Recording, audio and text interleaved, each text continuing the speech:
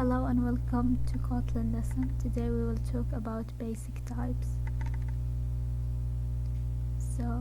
In the previous lesson we didn't specify the type of the variable, but if we would like to specify it, that's fine. If we don't, it's okay. But there are sometimes we want to specify.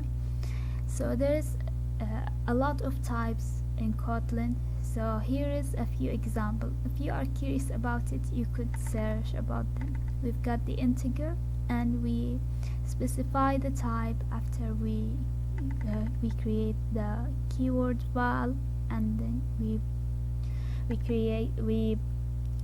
enter the name of the variable, and after that we specify the type.